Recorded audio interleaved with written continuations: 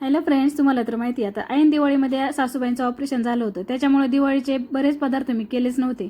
आता फक्त चिवडा आणि बेसनाचे लाडू तेवढे बनवले होते. बाकी सगळं बनवायला मी सामान आणलं होतं, पण बनवायला काही वेळच झाला नाही. कारण तुम्हाला पण माहिती माझ्या मागे किती दगदग होती आणि पाहुण्यांची पण सारखी ये जा चालू होती. त्यामुळे वेळच काय भेटला नाही. आता आहे ना, थोडासा वेळ पण आहे आणि थोडंसं बाहेर पण जायचं आहे. त्याच्यामुळे म्हटलं चला आता त्या मैद्याचा आपण काहीतरी उपयोग करून तो संपून टाकू. कारण आता महिना दीड महिना तो दुकानवाला पण काही रिटर्न घेणार नाही.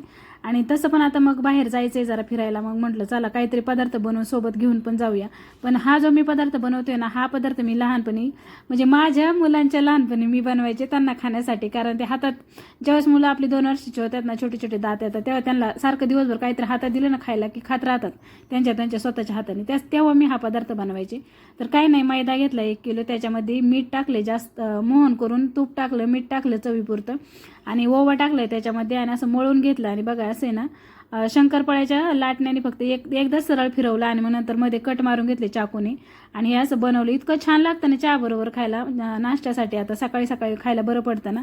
म्हटलं तर काही करून हा मैदा मला संपवायचाच आहे. तर हा पदार्थ बनवला मी आज दिवाळीला आणलेलं सामानातून. म्हणजे आमच्या आत्ताशी दिवाळी चालू झाली ना असं म्हणलं ना तरी चालेल. तर एकदम असं सॉफ्ट आणि छान झालेत बरं का, एकदम भारी लागतात खायला. तुम्ही जर कधी बनवले नसतील ना तर एकदा नक्की बनवून बघा. तर 1 किलोमध्ये ना असे एवढे सगळे झालेत बघा. या ताटामध्ये आहे ना भरपूर झालेत आणि मस्त गोल्डन कलरचे मी तळून घेतलेत. आणि त्याच्यानंतर आता हे तळून झालं नाही तेव्हा काहीतरी 2:30-3 वाजले होते आणि मला थोडीशी भूक लागली होती. आता मी आज जेवणामध्ये इडली बनवली होती, डब्याला पण इडलीच दिली होती. त्याच्यामुळे मग इडली खाल्ली ना भूक सारखी लागते. त्याच्यामुळे थोडीशी इडली खाल्ली आणि मग त्याच्यानंतर संध्याकाळचा स्वयंपाक वगैरे बनवायचा होता. पण आता ऋतुजीची ॲनिव्हर्सरी होती, तिचा फोन आला होता की ताई ॲनिव्हर्सरीचं केक कटिंग करायला या. तर म्हटलं चला जाऊयात. तर इथं आठवले ताई माझ्या अगोदर आल्या होत्या मस्त आवरून.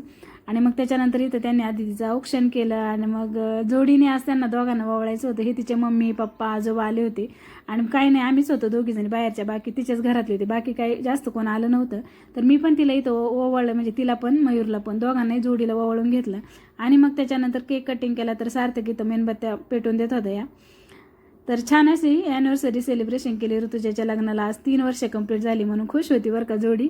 तर त्यांचं खूप खूप अभिनंदन केलं. केक कटिंग झाल्यानंतर ते दोघांनाही केक भरवला आणि मस्त गप्पा वगैरे झाल्या, फोटोज वगैरे काढले. तर असा होता आजचा डेली रुटीनचा व्हिडिओ. कसा वाटला ते कमेंट करून मला नक्की सांगा. चला मग भेटूयात नेक्स्ट व्हिडिओमध्ये. तोपर्यंत बाय.